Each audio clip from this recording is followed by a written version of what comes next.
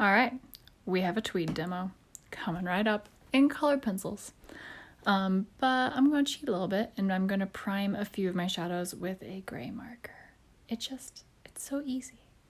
And then you don't have to worry about how much of the paper you're using up when you're mixing your colors. You can kind of do them flat, which is nice when you're doing a pattern at least. So going through, priming those, I've got a medium. I'm using a cool gray on this because the tweed that I'm working on is going to be a warm tweed color. So first we're going to mix that color. I'm going to try a couple different things over on the side as far as mixes. I'm picturing like a pinkish, taupish, beigey color for my base tone. That one's a little hot. And this one's perfect. So that was a little peach and a little bit of like a gray green. So I'm going to very lightly put, thinking consistently when I'm using pencils and something like this that the weave works with, you can see the direction in it. You want to be thinking about how that would be built on the form. So, what's the straight of grain and how is that cut? Does it follow along the arm? Does it go, bias cut, whatever. So on this case, a little Chanel coat type object, we're going to keep it on the straight of grain going over the torso, straight running down the arm and straight across the front of the skirt. Trying to keep my pencil moving in those directions so that if there are any streaks or anything that show through, it sort of emphasizes the fabric instead of fighting it, right? So once I've got that base color laid in by using those two colors, a few more touches to find balance with the green color. Then I'm going to do run the threads and the flecks and the things running through it that make it a tweed. In this one, it has a very faint sort of window pane of a couple different colors. So the first one we're going to be looking at is a bit of kind of a purplish tone, and I'm going to sharpen all my pencils a lot before I do this. So remembering to keep working in the direction of the grain, I'm doing little like hashes, little dashes everywhere with this purple. Right now it looks kind of crazy.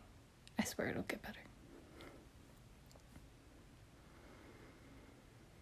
So you'll have to look at your specific tweed that you're working from, so for what the shapes of the different patterns and things look like, but generally speaking, I like a bit of a base tone, and then I like to do the texture on top of that.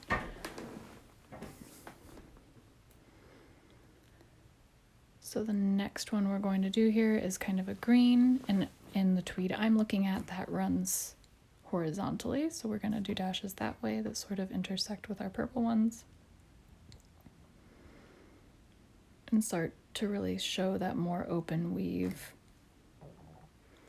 So I'm going to go down the middle of the arm, keeping it sort of horizontal to the cuff, and then I'm going to wrap the side dashes so that they sort of go around the arm.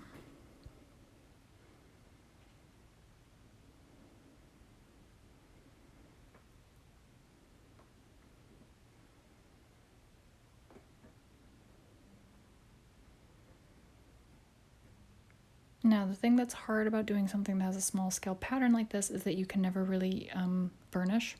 So you never get to really pump up that vibrancy. But I'm using pretty hard pressure on these little dashes that I'm working in.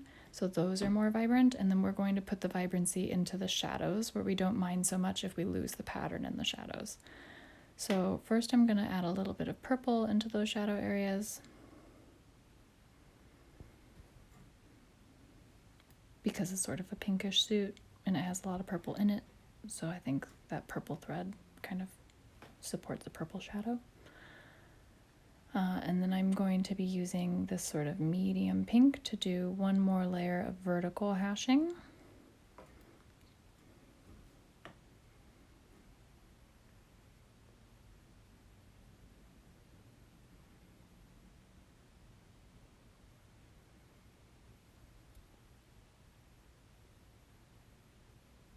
And making sure that on like cuffs and bindings, I'm following the direction of that binding instead of continuing the direction of whatever I'm working on in the suit. Since that pink is a strong color that I would think is kind of the top grain of the fabric, I'm using it to also pop some of our highlight areas, let it show through a little bit more at the crest of the shoulder, along the edge of the sleeve, edge of the skirt.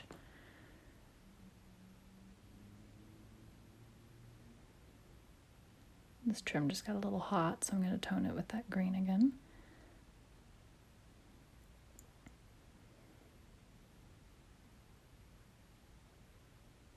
And then I like to add just a touch of light with this yellow very, very softly at a couple choice areas.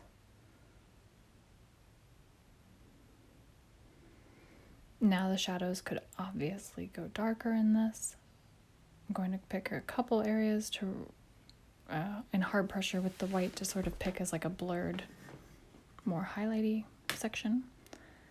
And then we're going to darken our shadows because I do think that like if you can't get vibrancy in the high points because of the keeping the softness and the detail of the pattern, then you can get vibrancy in your shadows so that the level of contrast and how much tone you have on the page still exists.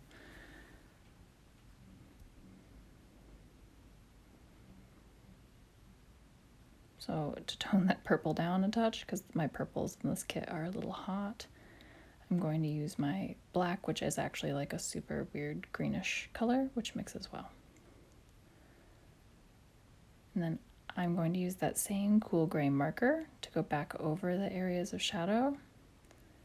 The purple's still certainly going to be showing through and sort of elevating it, but it just adds a little bit of darkness and continuity, smoothness in the areas of the shadow. You could go without it if you want to, but I'm using it. So that is how I would do kind of a quick tweed study. It really depends on what your specific fabric is. But it's a nice way to illustrate the type of textile it is and how much texture it has. I hope that helps.